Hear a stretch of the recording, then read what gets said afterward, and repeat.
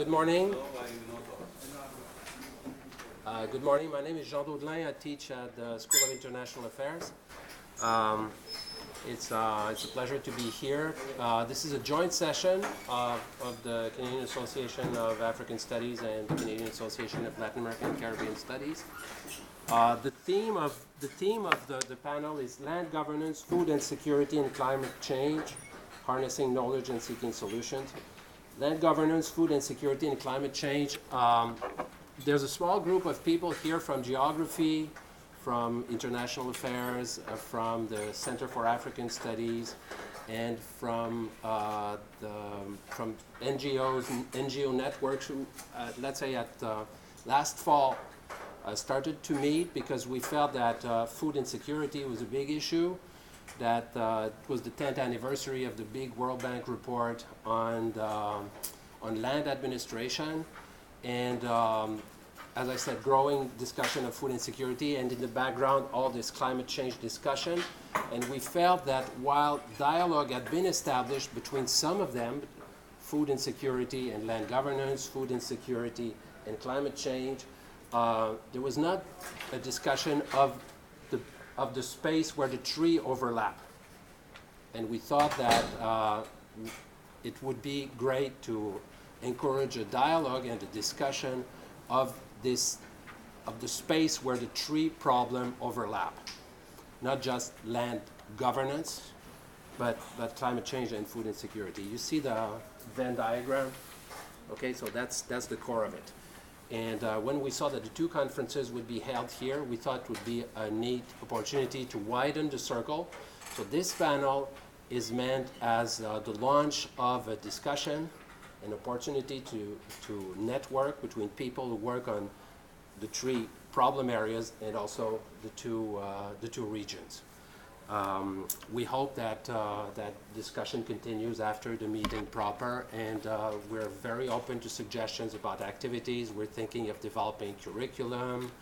So any idea that you may have are very welcome. When I say we, the little core group includes Chris here, myself, Blair Rutherford, and others at Carleton. But as I said, I mean, it's meant to launch the discussion. Okay. We have 5 presenters: John Gallaty from McGill, Kevin Perkins from Farm Radio International, Al Berry from the University of Toronto, Getachew Mekanent, I hope I pronounce it well. That's good. Getachew Mekanent. Okay, Getachew Mekanent. Okay. And Santiago Alba Corral from CARE Canada. I would ask you to limit your talk as much as possible to about 10 minutes so that we can launch the discussion, and hopefully the discussion will continue after 10:30. So I suggest that we go in the order in which you are. So John Gallaty. Well, it was last on the list, but We have 2 programs. I see. Okay, I'll be glad to go first. We're last on the Africa program and first on the Latin America program. Now, how am I going to do this? This one's yours, right? Yeah, that's it. That's right. And then I just do an arrow down. Over. Over, okay. Very good. These are 3 concepts that I am very involved in and very interested in. Land governance. I'm involved in a project in the Maasai region of Kenya and Tanzania, which has to do with basically land tenure changes and governance and all of the political issues that surround it. It looks like a sort of an antiseptic land governance under control, but of course it's not under control. It's just involved in corruption, land grabbing, the intervention of political figures, resistance, local resistance, and conflict. I'm involved in food security questions on a project that's in central Kenya focused on semi-arid lands. Climate change sort of runs through it.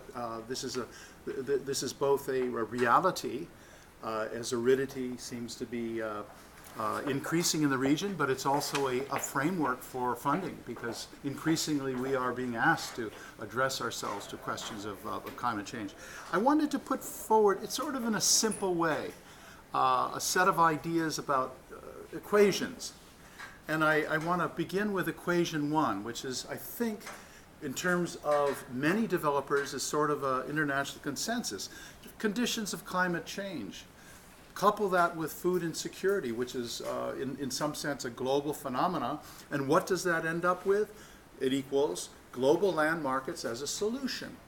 That is to say, basically opening up the lands of Africa, and I assume Latin America. Certainly it involves South and Southeast Asia, in opening them up to external international enterprises coming in and basically acquiring large amounts of land under the proposition that they will use the land efficiently and they will involve themselves in commercial agriculture that will, in some sense, diminish the problem of food insecurity.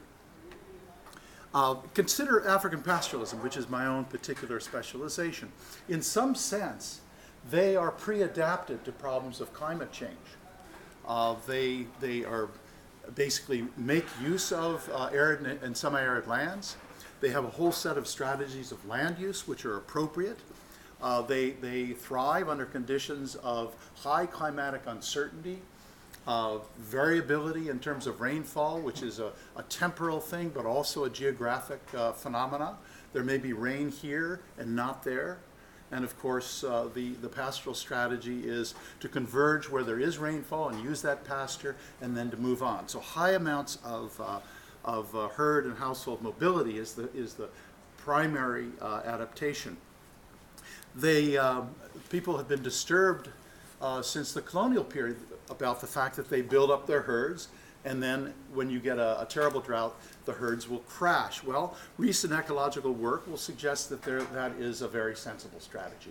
Basically, it doesn't leave pasture unused in the best of times, and it accepts that you're going to have a herd reduction, but in fact, you retain a higher number of animals with that strategy than if you had started with a small number. So there's a whole set of strategies that suggest not only that that's been an effective way of using the land over hundreds and hundreds of years, but in fact, it's a pre-adaptation to conditions that are being exacerbated today. So take a look at that land. Is that degradation or is it efficient land use? This is one of the points of debate. When the grass is used right down to the roots, in effect, is that a sign of degradation? We should say stop, or should we say those people are using the resources well? They're not leaving any grass around. Now, if you think that diminishes the long-term productivity of that land, of course it's degradation. But recent work in ecology suggests that the non-equilibrium system of rainfall, in fact, has evolved a set of grasses that can put up with that sort of hammering. And the next year, if there's rain, it will restore itself. So what is development brought? Basically a process of planned development, but also more informal social change. Consistent attempts to sedentarize pastoralists, which of course is directly contradictory with the whole ethic of mobility. Enclosure and subdivision of common lands. Now this is the story of Kenya, and when the Kenyan philosophy has been extended to the arid lands, it means you have herders who are sitting on somewhere between 10 and 100 acres, which is simply insufficient. It's an irrational form of land use when, in fact, mobility is necessary not only to use the land well, but also to avoid degradation. Because when you have a problem, you move on. Penetration of dry lands by unsustainable farming. That's the story across the Sahel. It's also in a less direct geographical way of north-south. It's the case everywhere where you have grazing. Farmers come in and take the best pieces of land. In the pre-colonial period, there was, of course, military defense of land. It's very hard to do that in the current post-colonial period. So that unsustainable farming is perhaps being checked by climate change, by increasing aridity. Because increasingly, if you've had a farm that's worked all right for a couple of years and suddenly you're hammered for 3 years, chances are you begin to pull out.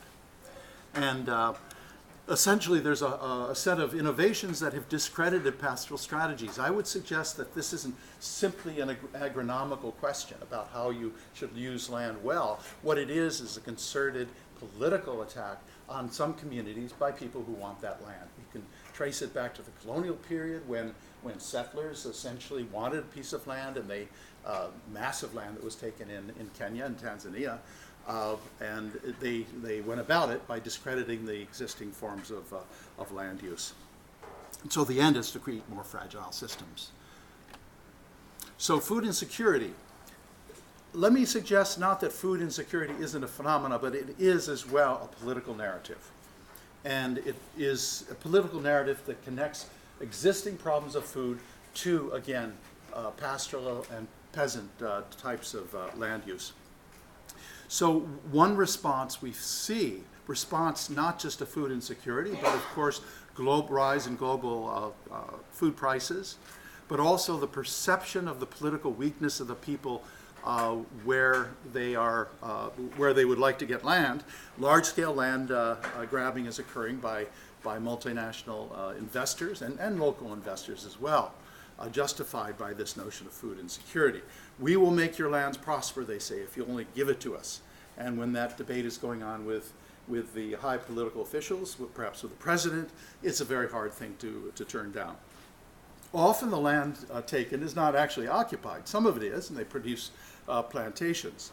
The promises are usually we will use the land efficiently, and we will provide thousands of jobs, and at the same time we will provide a flow of revenue, usually to central government.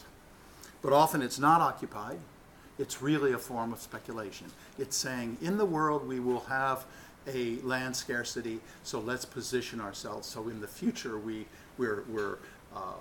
in a good position both to get the land, have the land, use the land, but also to sell the land.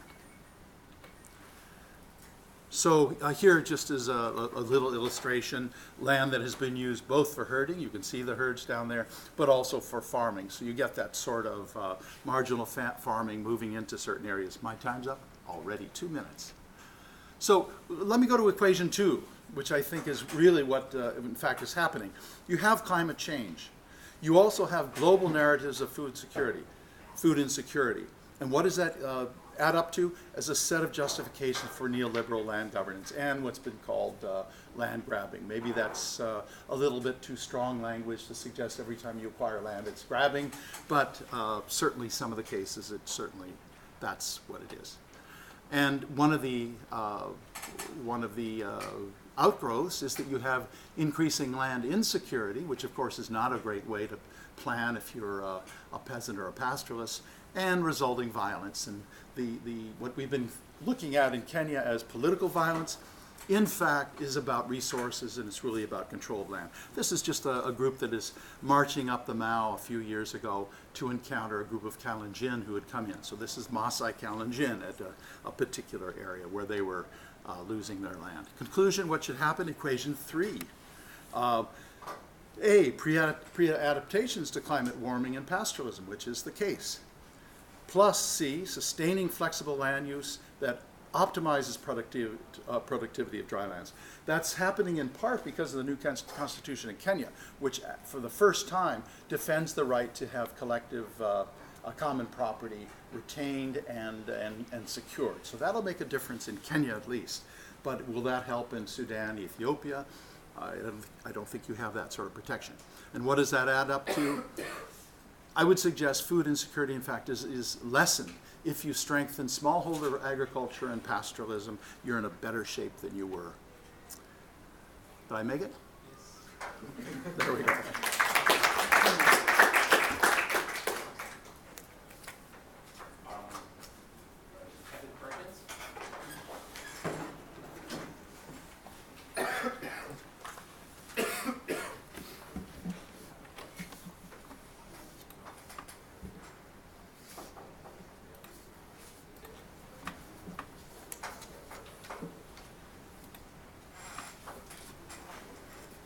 Good morning, everybody. My name is Kevin Perkins. I work with Farm Radio International here in Ottawa. It's a Canadian NGO that works with radio broadcasters in sub-Saharan Africa to help them produce programs about agricultural and rural development issues in Africa. And it's a real pleasure for me to be here with you and on this panel. Delighted especially to be on a panel with former Professor Al Berry from University of Toronto and former colleague Getachew Mokwanet. So really pleased to go through this with you.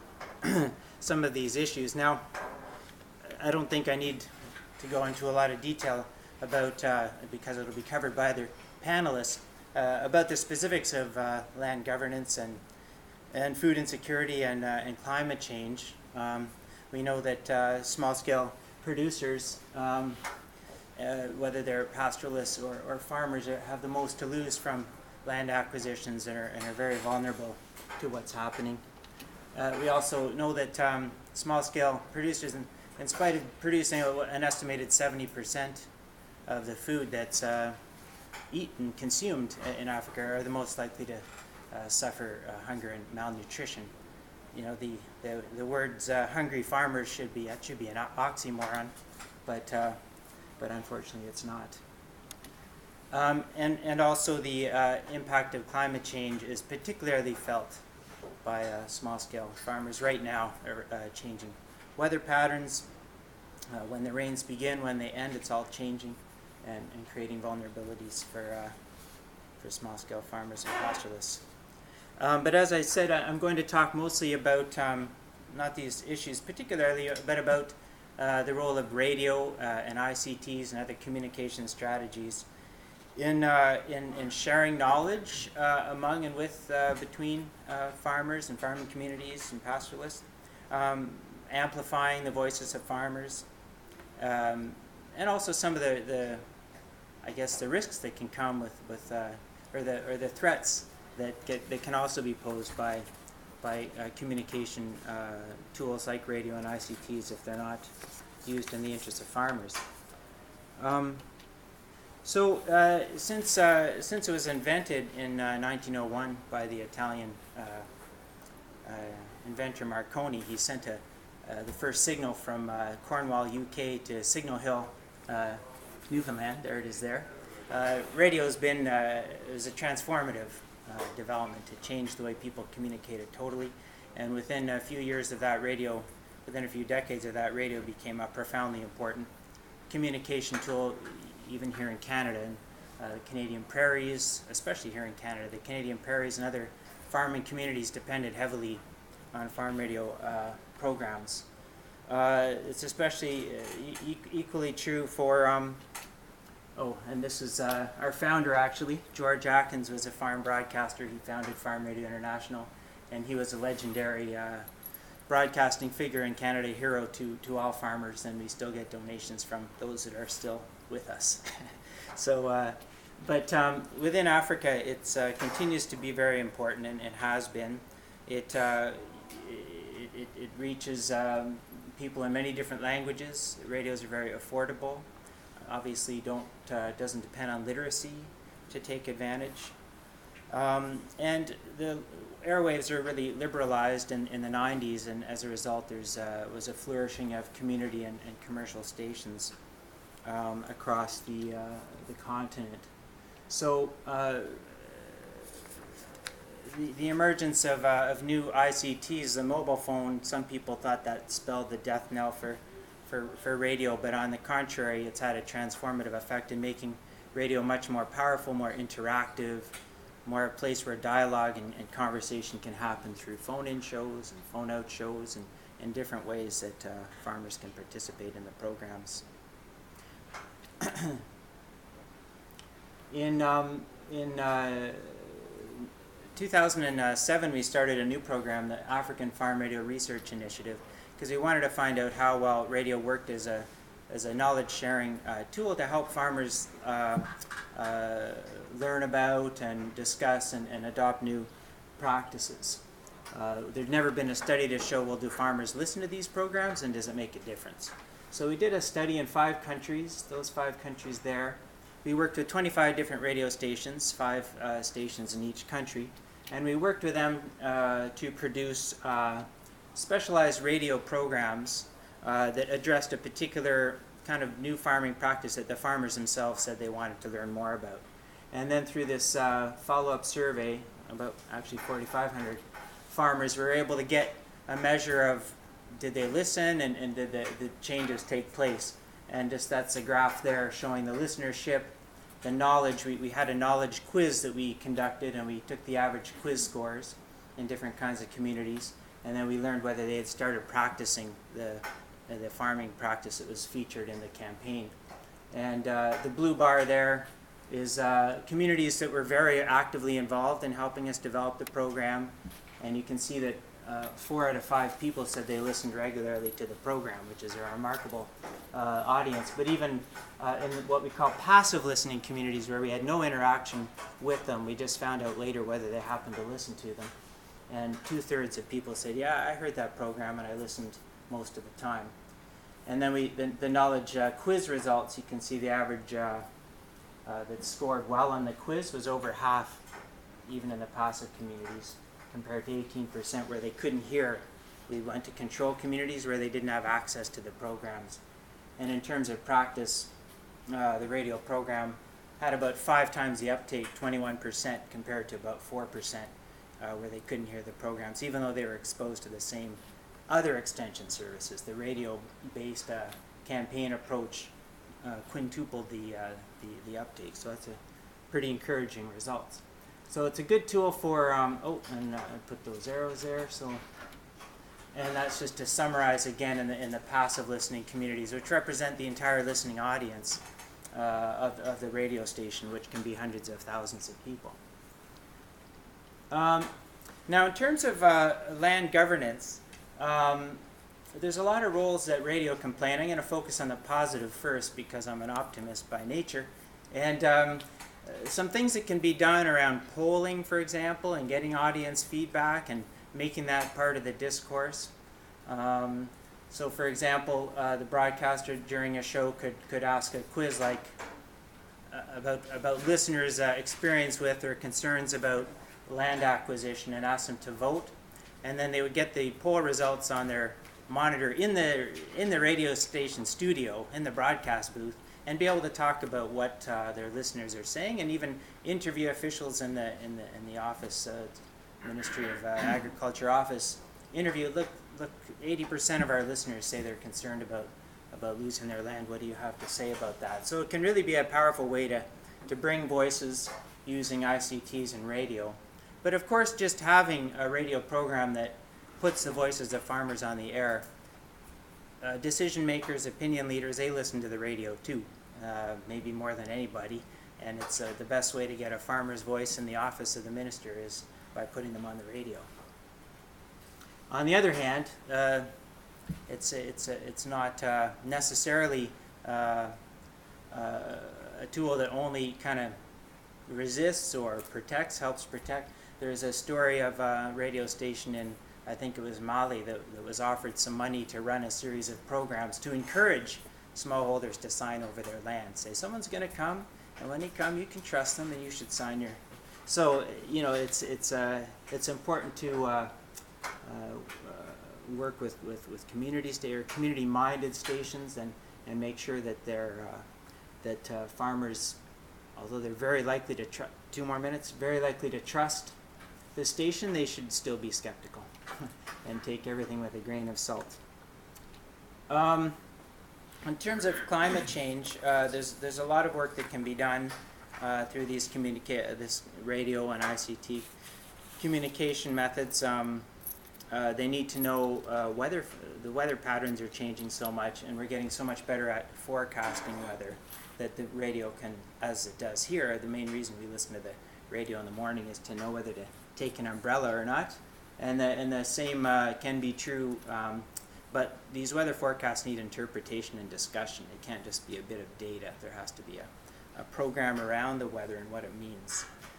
They can also provide really important information about climate adaptation strategies and value addition strategies. A previous slide was looking at producing improved harvests of sorghum and millet in spite of changing climate.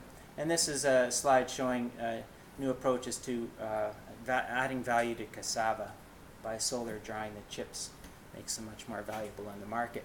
So radio programs can help groups organize and engage in markets differently and earn more revenue from their products. So, but generally, there's also just the issue of voice giving, and it's very important in climate adaptation as well. Mary Robinson, who is a former president of Ireland, Republic of Ireland, she has founded a foundation called the Mary Robinson Foundation Climate Justice, and this is her big focus in her career right now, and talks very much about the importance of amplifying the voices of the most vulnerable as we talk about climate change and create demand for action. So that's I think I've stayed within time. Thank you very much.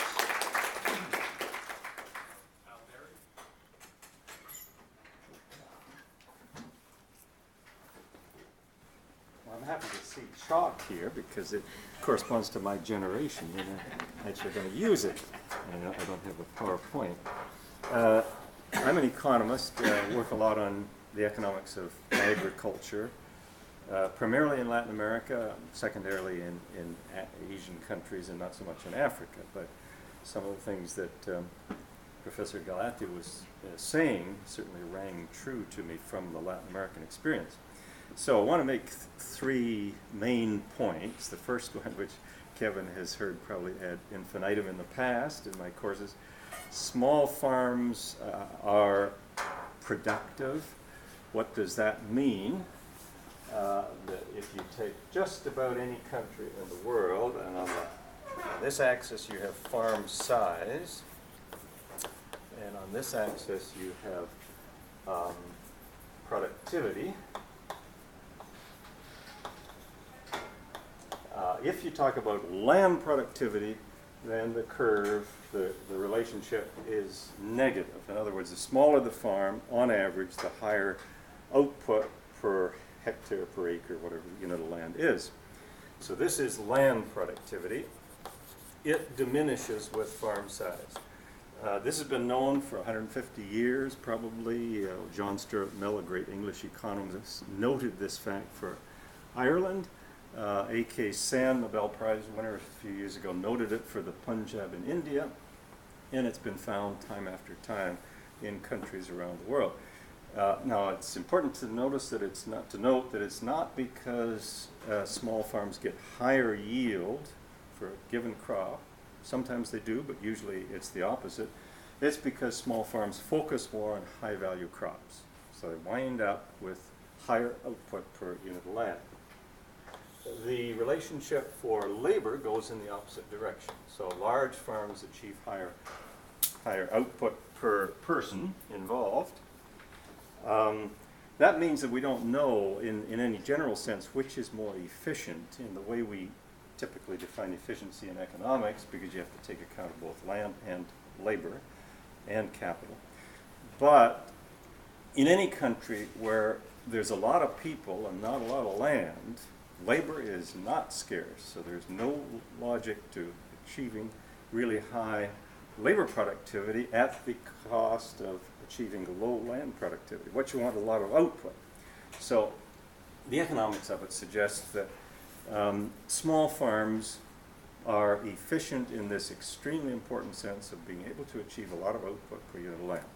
So that's photograph, snapshot number one. This fact, incidentally, is not known by most people who make policy around agriculture. It's not even known by most economists because we're highly specialized. Macroeconomists don't know this. The present president of Ecuador, who's a left-leaning economist with a PhD from the University of Illinois, he didn't know it till he was told in the last year that small farms in Ecuador achieve higher land productivity than big ones. So we have a tremendous communication problem, which I liken to the state of the world a few hundred years ago, when almost everybody thought the world was flat, but in fact the experts knew that it wasn't flat. That's the way it is here. Everybody who studies this knows the efficiency of small farms, almost everybody who doesn't study it doesn't know it and doesn't believe it because it conflicts with their intuition, their political interest, and lots of other things. Anyway, so that's point number one. Point number two, during the normal process of economic development, normal, positive in the sense that per capita incomes rise and productivity rises, that's why per capita income rises. We see a shift, which we've seen in just, I think, in all countries of the world, population gradually shifting out of agriculture to other activities. And that reflects the fact that you don't need as high a share of the population in agriculture to get enough food. That's the way you would express it in a so-called closed economy that doesn't do a lot of international trade. So productivity increase is where economic growth comes from. You gotta have it. And if you have, regardless of what sort of agricultural system you have, small farm-based, large farm-based, you gotta have productivity increase to get the increasing food that you need or the exports or whatever. So we have to, when we think about healthy small farm systems, which is what I like to think about, we have to think about them not as just efficient at a point of time in some sense, but also as capable of productivity increase over time. And the Green Revolution was the great episode of rapid productivity increase in small farms, especially in rice, but secondarily in corn in a variety of countries and so on. So it's important that small farms, if they're going to retain this advantage, which is kind of a natural outgrowth of their putting a lot of labor on a small amount of land, if they're going to retain that over time, they've got to get more productive. The main determinant of that success in raising productivity over time in most countries is improved varieties and improved breeds of animals, but especially improved varieties. And again, the Green Revolution typified that with the rapid improvements in productivity of rice. And those things typically come from public sector research operations.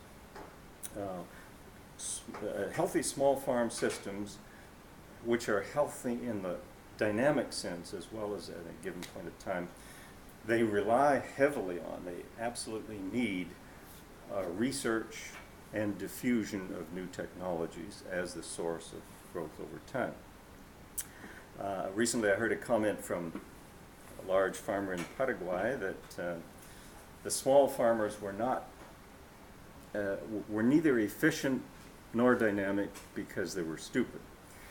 That's a typical attitude that large farmers have. He meant uneducated, things like that, but he said stupid. And my response, I wasn't present when he said that, was that the stupidity or the failure, it almost never is really in the small farmer. It's in the government support system, lack of education, lack of diffusion of technology, and so on. So he had misplaced the stupidity. Now, what are the other advantages? So the most direct, economically measurable advantage of small farmers, when they're properly supported by state activities to keep their productivity rising, the most easily measurable, one of the most easily measurable is they get a lot of output per unit of land.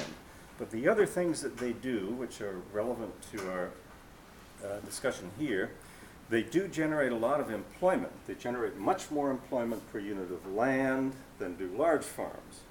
Now that's an advantage when you've got a labor surplus and you're trying to find jobs. It's a disadvantage if you have a labor shortage. So what happens in a country of small family farms, or originally of small family farms, as things develop successfully and labor becomes scarce, the farms get bigger. Exactly what's happened in the small or in the family farming areas of Canada, which is most of Canada. Farms started out in southwestern Ontario at 100 acres, now they're 300 acres. But they're still family farms. 2 minutes, okay? So the second advantage of smaller farms is they help you solve the employment challenge that most countries face. Third advantage, referred to by Professor Galati, and which I would certainly emphasize heavily, the best form of food security, certainly in the Latin American countries that I've seen and in the Asian countries that I've studied, is a small farming system. So it's not just that it's kind of a natural thing for people to take care of their own food needs, if they have a farm to do it with. It's that the alternatives operated by the large farms typically aren't very good for supplying food, especially to poor people, because you get the large farm, even if it produces food, as A.K. Sen emphasized in his analysis of famines, the food is no good if people don't have the money to buy. So if the little guy, the potential small farmer who loses his land, he has no income because he's been pushed off his land, so he can't buy the food, even if the large farm produces it. And it typically doesn't. It often produces exportable crops and so on. So for food security, I think the absolute best answer is the small farm, which produces food as a first priority and commercial products as a second priority. Second priority takes more of the space as time goes on, but food security is number one, item number one. Finally, on the environment, I think that's a more complicated question. It's also one that I don't know as much about or focus on as much. But I just want to make a couple of quick comments because, as you can see, I'm a devoted fan of family farm systems. So I think one has to ask, well, what are the strengths, potential strengths, and potential weaknesses on the environmental side? Potential strength, small farms, sustainable small farm systems or continuous small farm systems typically are characterized by great interest in maintaining the land because it's going to be for your children. So there's a long time horizon. That's a healthy farm system.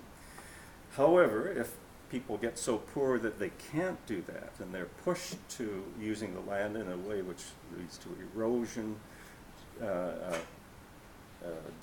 declining productivity, then we have a problem which has to be addressed if you're going to keep the small farm system efficient. So again, I think a good support system, research support system, has to come in there. But on the large farm size, we see mining degradation. Large farms are speculators, as already pointed out. And so I don't put a lot of trust in what they say. And finally, I want to agree very much with the comment also made by Professor Galati that land markets, opening up land markets, if you really believe that that's going to be efficient from a social economic point of view, you have to have your head examined. You haven't looked at the experience any place. Land markets do not work that way. Land markets are very unequal markets. As we look at the period of the experience of globalization, liberalization of the last 25 years, I think economists look a lot at trade, which has been freed up, and financial markets, which have been freed up. Trade, it's arguable. I think a lot of countries have benefited. China has certainly benefited from the freeing up of trade. But the freeing up of financial markets has not been beneficial from the world's point of view. It's led to a series of financial crises, high cost, low benefit. Anybody who understood how financial markets worked in advance of that would have said, this is dangerous to open up these markets. The International Monetary Fund supported it, but they supported it, it was the Board of Governors who supported it over the advice of the economists, even in that a non-left-wing institution. They knew it was dangerous. And I would say the same thing holds in general for land markets, notoriously inefficient from an economic point of view and also very dangerous. Okay, thank you.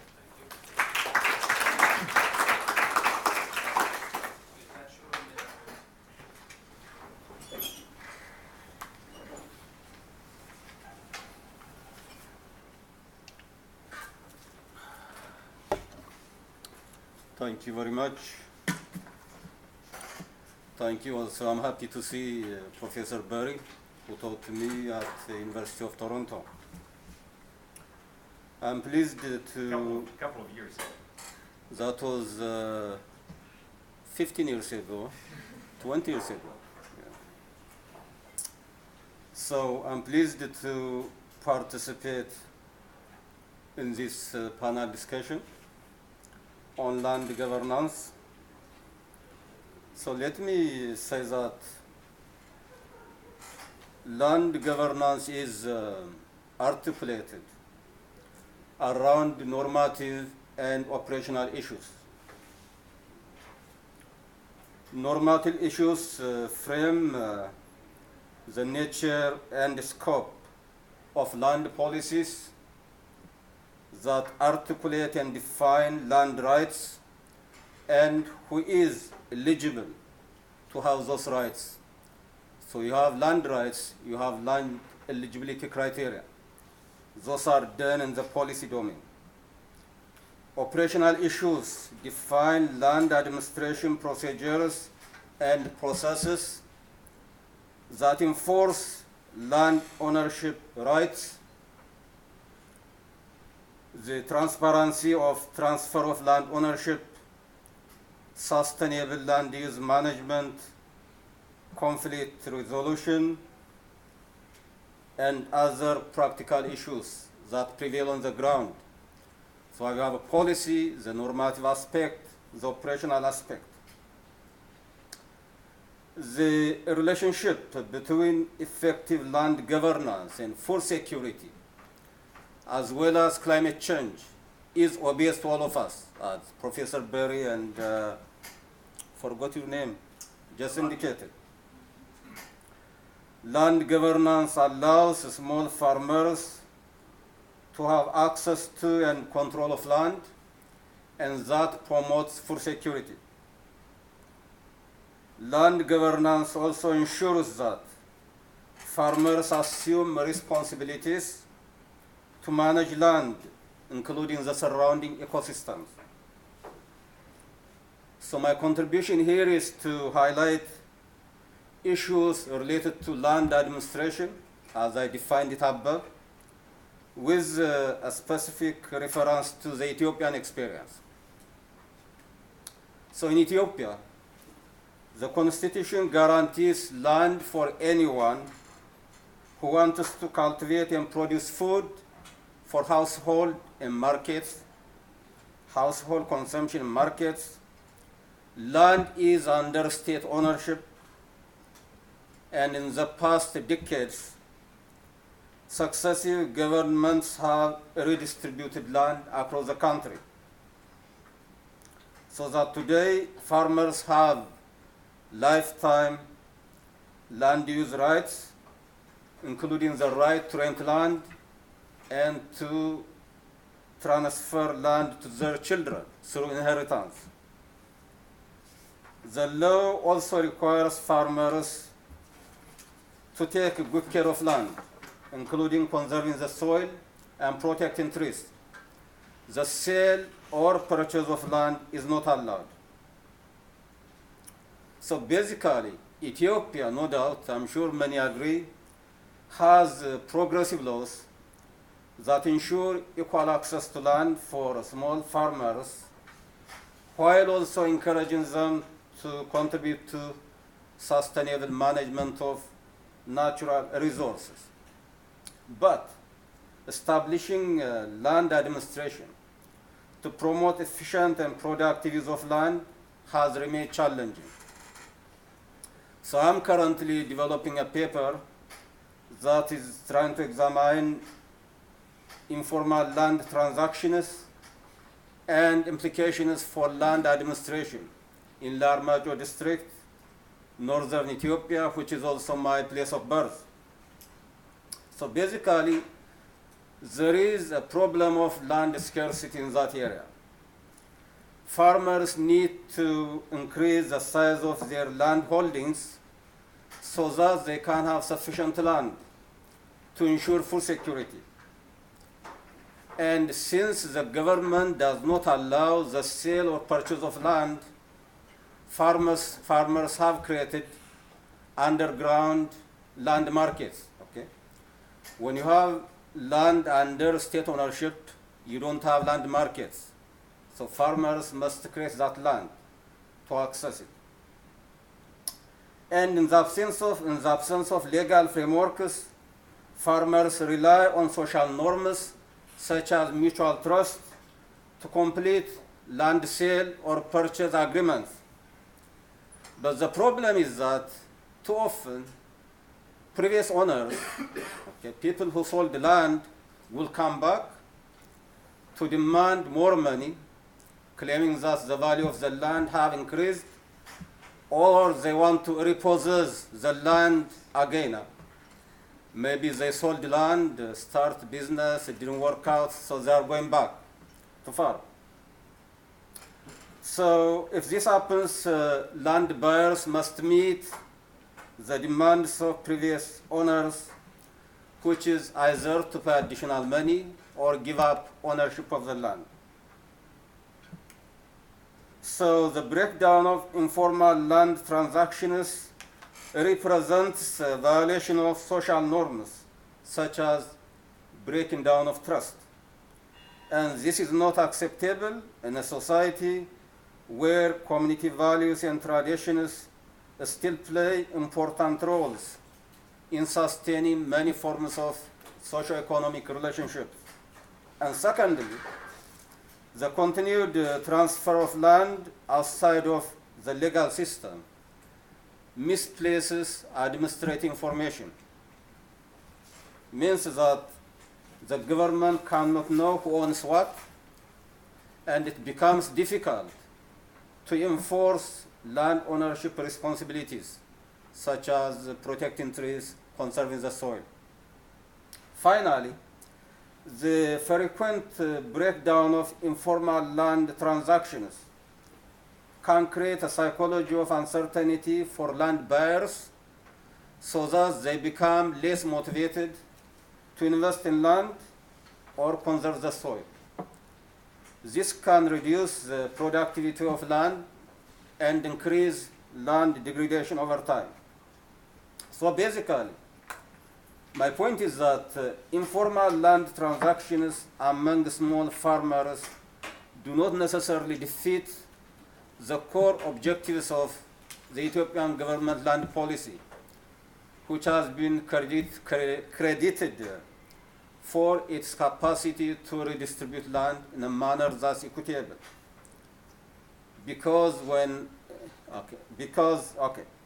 But they could have potential to create problems of land administration with respect to conflict resolution and land use management. So broadly speaking, the Ethiopian experience shows that a country can have effective legal frameworks, i.e. land governance. But there is still the challenge of institutionalizing effective land administrative systems to deal issues on the ground. The procedures and processes of land governance should be flexible and adaptable to local circumstances, and in my case here, they should allow the legitimization of informal land transactions on case-by-case basis. When small farmers buy land in the informal market, they are not trying to be a land-owning class. They are trying to maximize their capacity to ensure full security. So I think the government somehow has to be flexible to allow, those who buy land, most of whom are young people, to have legal rights over, the illegal purchase of land. Thank you, right on time.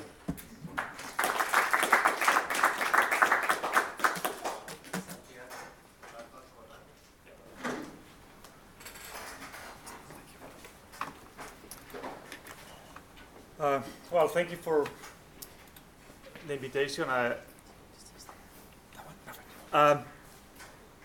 really love the topic because land and climate change is the reason why I'm in the business of international development. I used to be a consultant in environmental issues in Europe, working for the private sector, where somebody sent me to Namibia to work in land reform in the late 90s, early 2000s, when land reform in Southern Africa was a hot topic.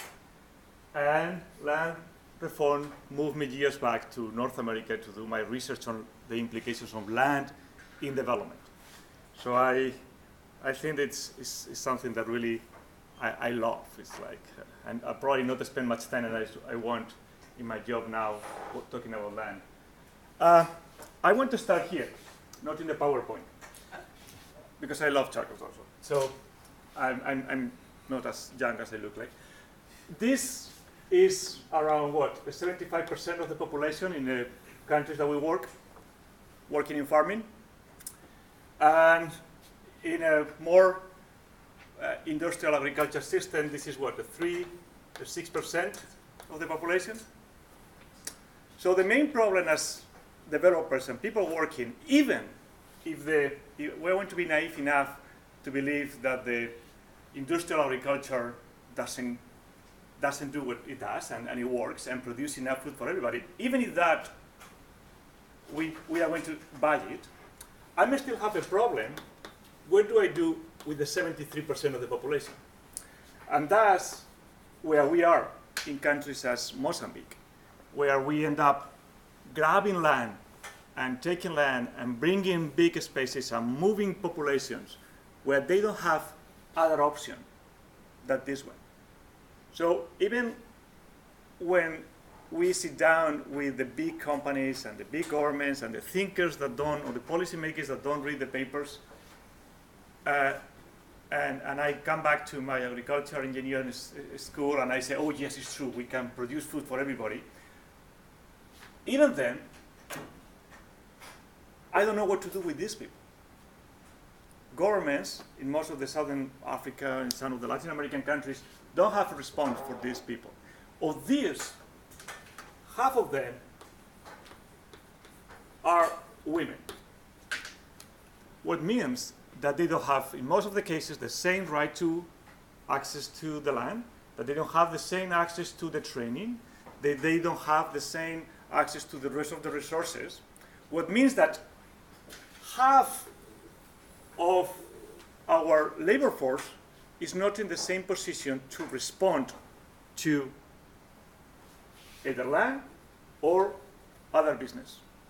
The 2010 report in food security of FAO was focusing on women, and there was all this study about how by bridging the gap between women and men in farming will increase food production. I think it was like in 40% of what we are doing right now, yes, only by giving to women the same access that men have now.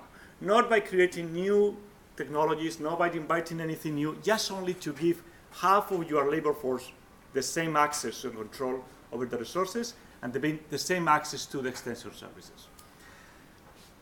That's a little bit what I want to say is how can look at this. Because on top of this piece, we have the climate change. We have developed, oh, it's smaller than I thought it was going to be. Okay, sorry.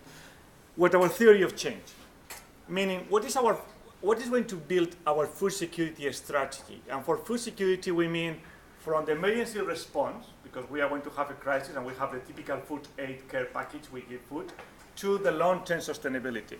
And we found that there's 3 major pillars that we want to focus. One is to create an environment that adapts to the new realities, that is resilient to what is happening, that is ready to change when it's needed. And this is sometimes, and we were seeing today from Professor Galati, yeah, that is not always creating new things. Sometimes it's using the tools that we already have in place. Okay?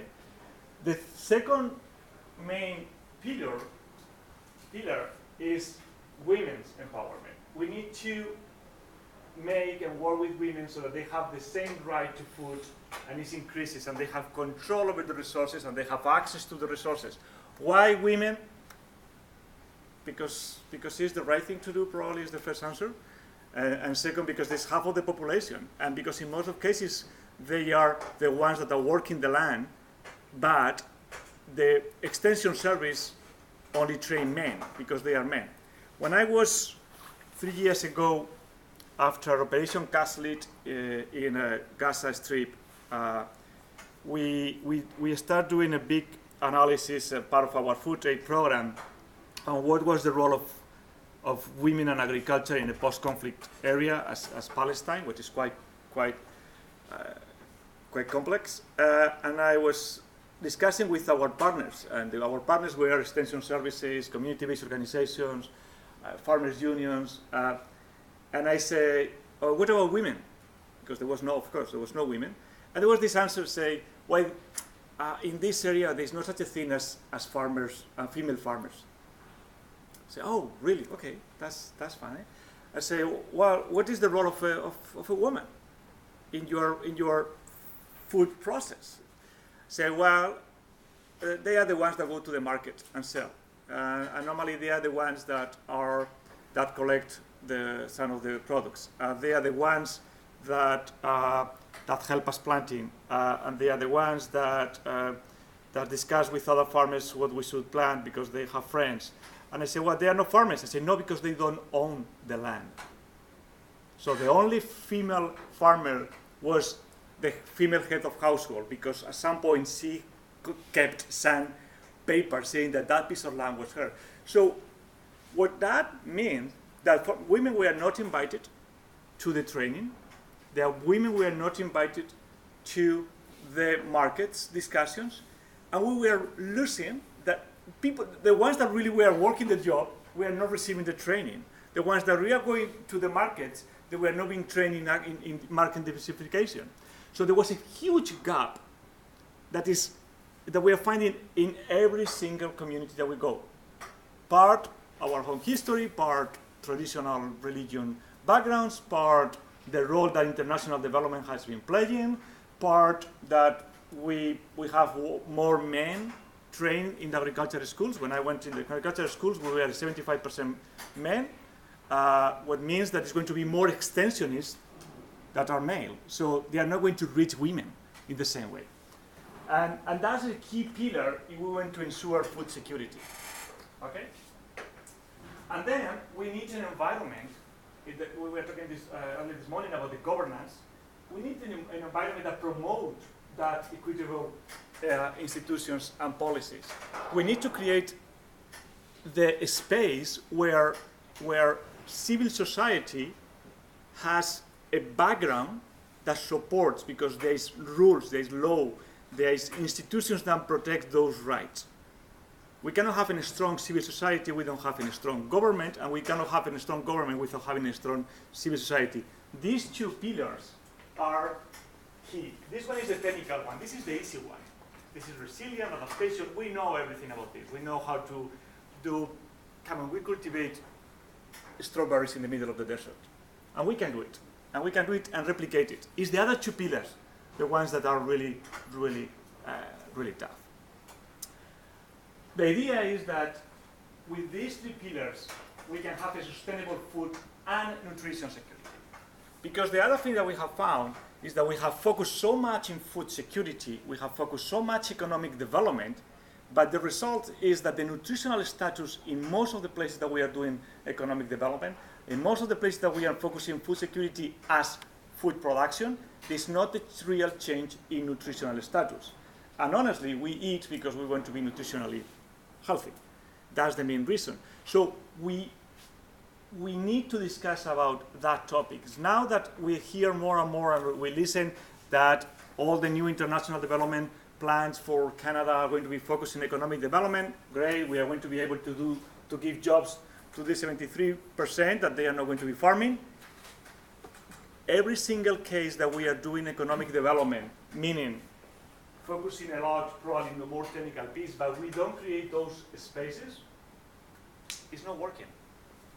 We have big economies In 2050, the 75% of the population of the poor are going to live in middle-income countries. So where economic development has been achieved, and it's a success. But still, we are going to have 75% of the poorest of the poor. They are not going to be in developing countries. They are going to be in middle-income or developed countries. That is a clear signal that by increasing productivity, by increasing economy, by itself doesn't change the reality. That's it.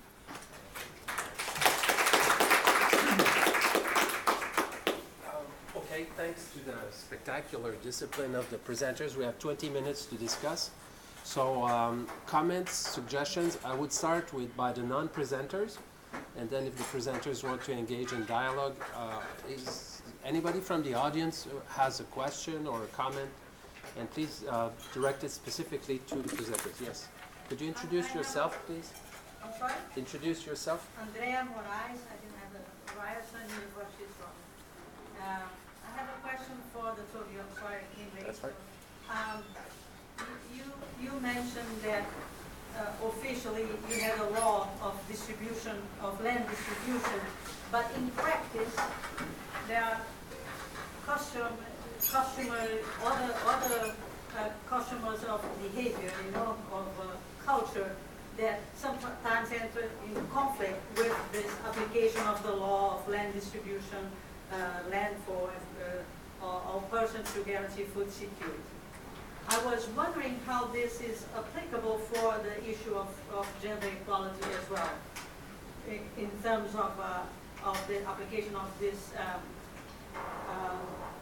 idea that you are defending, that, okay, if we include women, then we are going to be more food secure.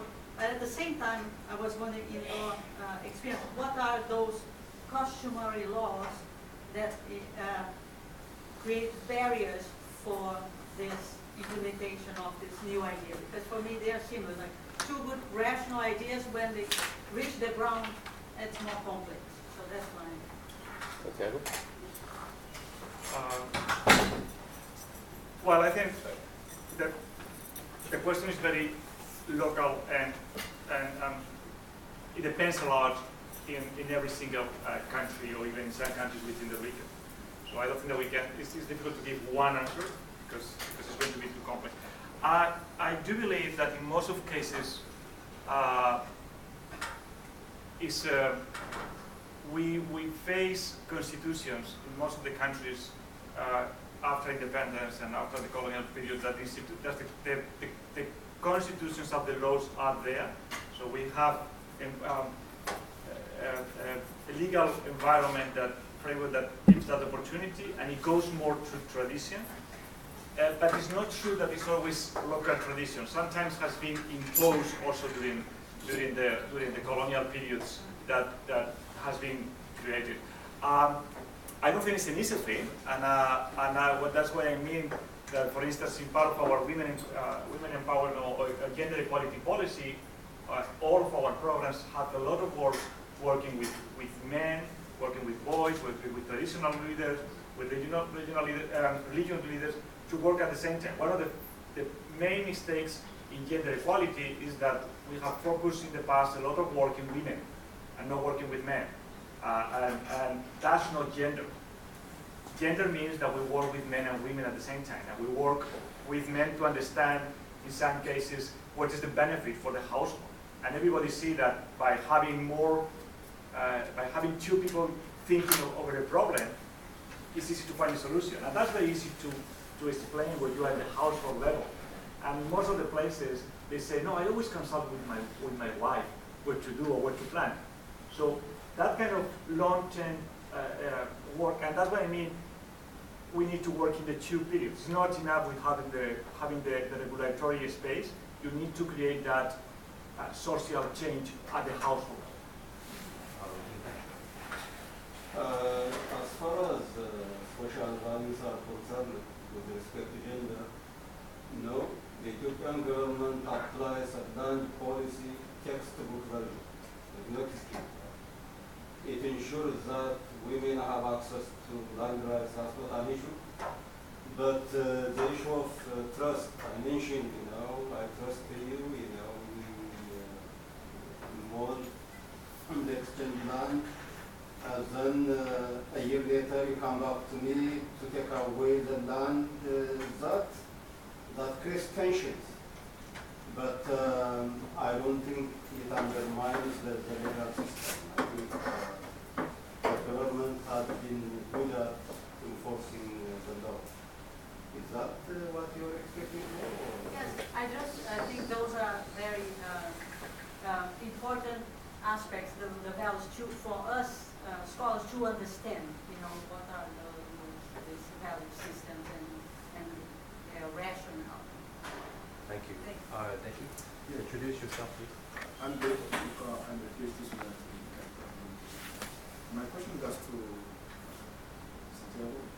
I'm just curious to know how domestic governments are reacting to your initiative in the country where you're working in order to promote security.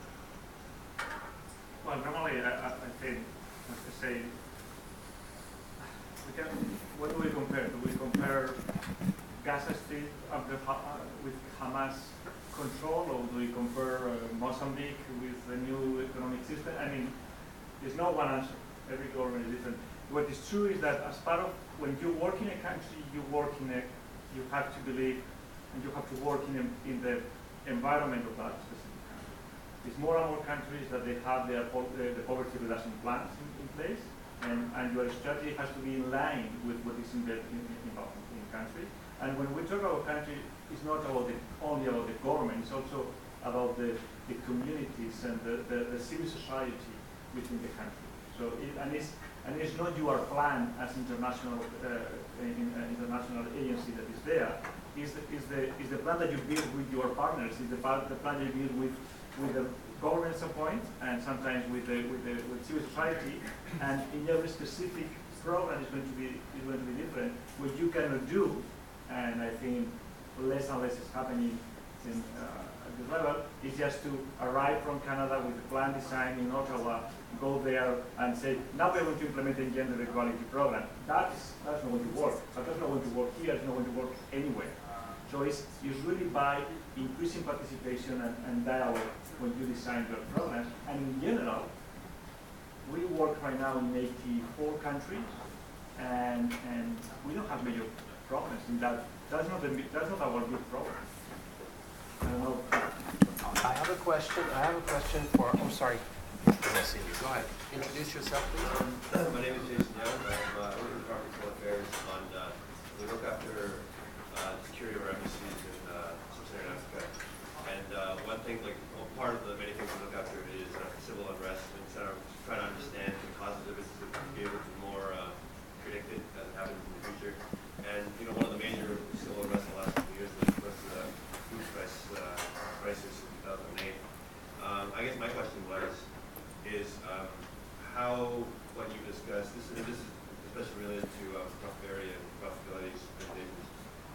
How is the use of land, especially with the farming that they have, how is that related to what happened in 2008 when suddenly the food prices rose worldwide and hit developing countries especially hard? And how do you think that kind of crisis will happen again in the near future, given the current trends and land legislation? Gosh, I'm not a macroeconomist, but I guess I would point out the question of how integrated do we want world food markets to be. It seems to me integrated markets are valuable in terms of spreading risk and alleviating problems in one region by transporting food from another, but it also creates a certain instability in that if you have a drought in North America in particular, where there's such a high percentage of food being produced, that's going to ripple around the world. And so I guess I would make those two comments in terms of the economists. So a couple of comments. One following on what is said before. Having a small farm system, I think, has two advantages vis-a-vis food production and security. One is they produce more than a large farm on a given amount of area. Secondly, a higher share is food, because it produces for home consumption, and usually for local markets. So they produce a lot more food on the average acre than big farms. So just as so one aspect of this, I think, is you're running a lot of risks if you go to the large farm modality. But then the kind of the long run question is why we're seeing certain food price spikes. Certainly it's true that with globalization, you get a world spike before you tend to get local spikes. So I'm not sure which is worse. But the other point I wanted to make, I think that one of the leading authorities on technological improvement, improving varieties over time, Peter Timmerman, an American, he has been saying the improvements in technology have been slowing down since the 70s when we hit the Green Revolution. We haven't had anything as big as the Green Revolution since then. So we're kind of having a race between productivity improvement and increasing population and so on.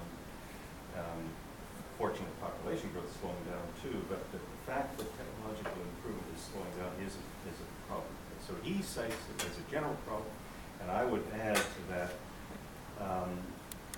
where we really need the technological improvement is for the small farms who are the best at producing food, the best at producing everything on a per acre basis. So one of the unfortunate things about technological change in the last 20 years, unfortunately in one respect, is that it has become increasingly privatized. And private research focuses on big farms, like the Monsantos and that sort of thing.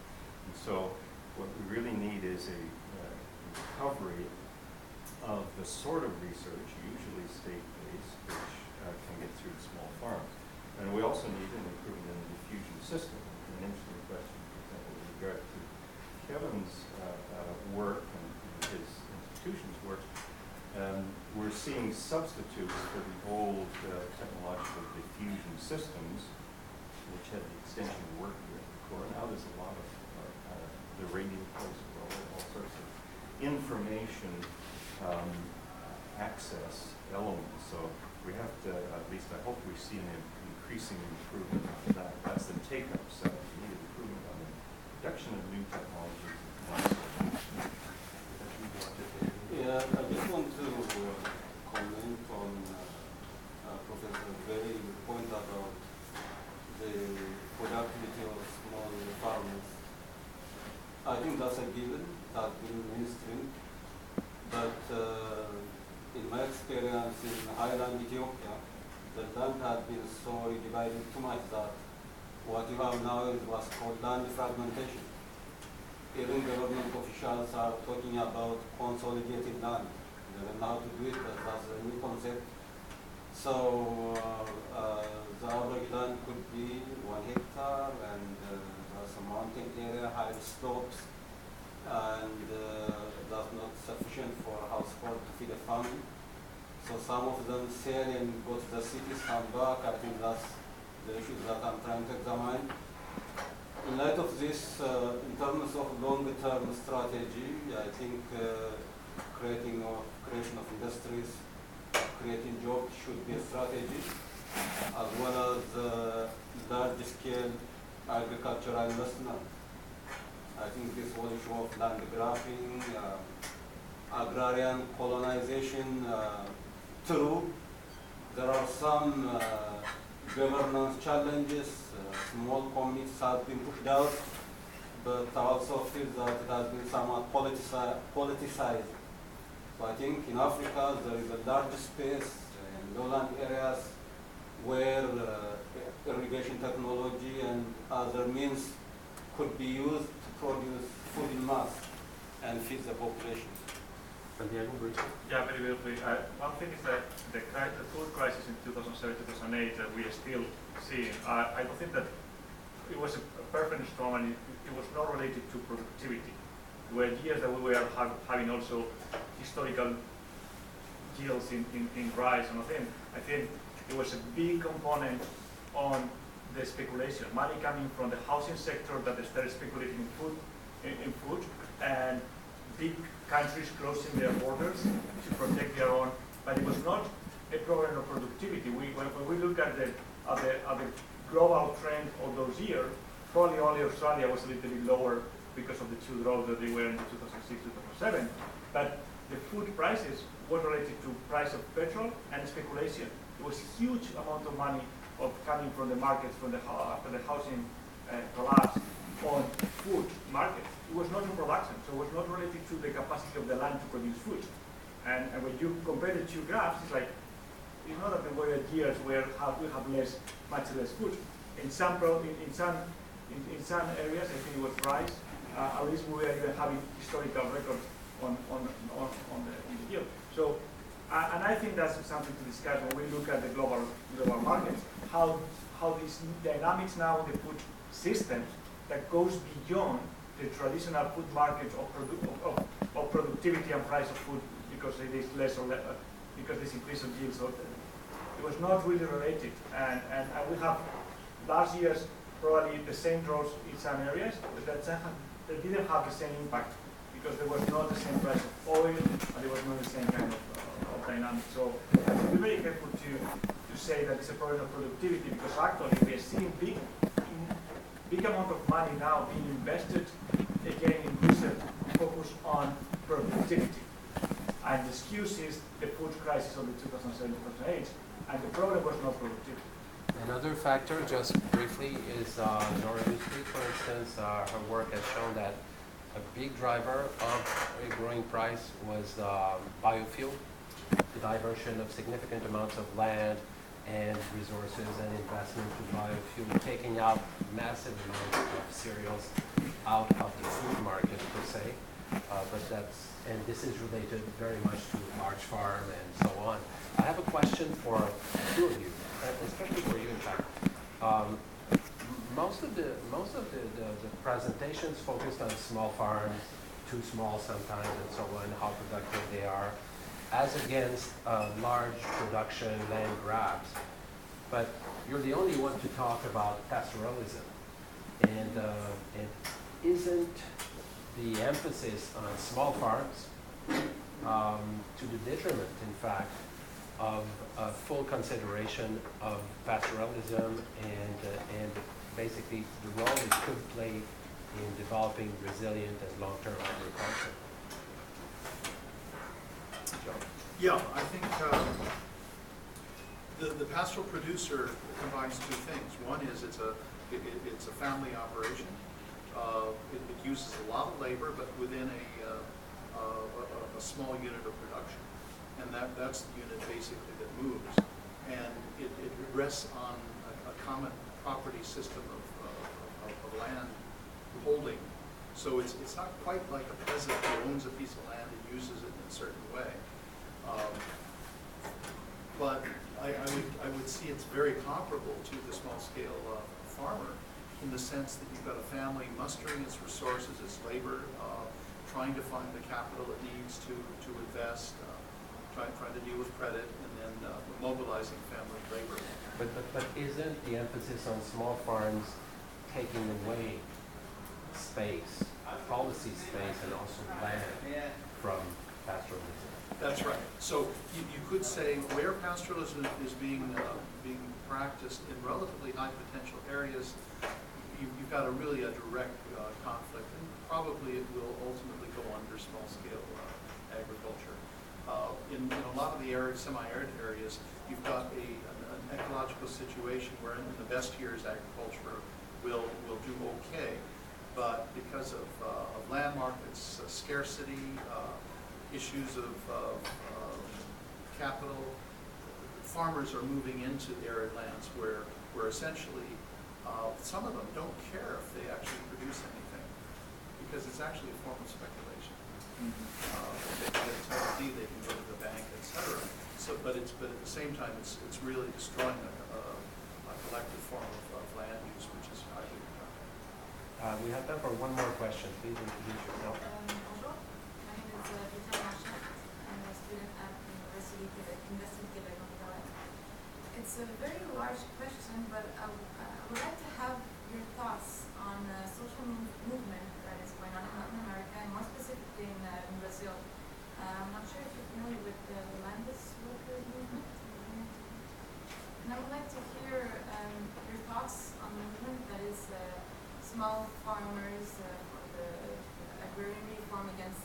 big agro-business. And I'd like to hear some thoughts. Well, it's a big question. It's a big question, yes. My comment can be very brief, though. I wish those movements all the success they can achieve, because they have large in terms of justice, they also have large in terms of economic efficiency, which is not generally recognized, sometimes even by themselves when we have debates with the officials. They don't realize the advantages of the system that they themselves are promoting. That's unfortunate. But anyway, the more success they have, I think, the better. There's only one, and then basically Colombian history rather than Brazilian. I think there's only one danger to the partial success, let's say, of such social movements, and that is, I think there are some societies where they can't win very much.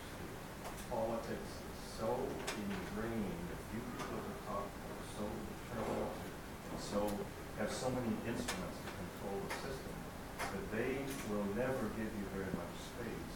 And so what they'll lose a little bit of land to these movements, but they can squeeze them out in terms of public support. And that's what's happened. That's one of the tragedies after the famous land reforms of both Mexico and Bolivia.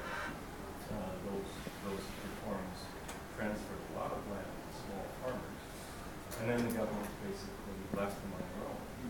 And so that is contrasted with Taiwan, where we had a land reform, after which the state was fully supportive. Those farms took off as powder dust. In Mexico and Bolivia, they were on their own. And so it's a kind of historical tragedy to think that partial success can sometimes even lead to failure, because I wouldn't be surprised if Mexico's agricultural development was slowed down by the fact that the small farmers had a lot of land and the elite would not support them. Never support them. One last comment. Comment. First, I don't think that more interesting here, but it's a new thing. I mean, has been there for 20 years. Probably was one of the main drivers to change the politics in Brazil, and to the point that Lula became president in big reason because the Movimiento Izquierda are really pushed for that. I think one of the main successful things is that they put back in the agenda land as one key element of wealth distribution, and not only wealth in the agenda, the land issue, and Brazil is probably one of the more successful stories on food security for the whole country with the food security program. And one of the main successful pieces is that they start talking about not only land reform, but how land reform implies in agriculture reform. What is not always the same thing. What was the problem with Bolivia, what is the problem with Zimbabwe, etc., is that there was a discussion on the land distribution, but you cannot change the land distribution without changing your agriculture system. Just changing markets, techniques, technology, etc. And when there was something very interesting from the Brazil movement is that they put on the agenda land reform and agriculture reform at the same time. And it was not the case in Mexico, there was not the case in Bolivia, there was not the case in Zimbabwe. Okay, thank you. Please join me in thanking quite a remarkable panel. And as I said, I mean, Chris Higgins and myself, we have an interest in this. If you have ideas, let's stay in touch. We're both at Carleton. You can find us. Just Google our names, and if you're interested in developing initiative around this theme, we will get back to you. But let's stay in touch on this, including those in the audience. I mean, if you are interested, please let's try to sustain a network.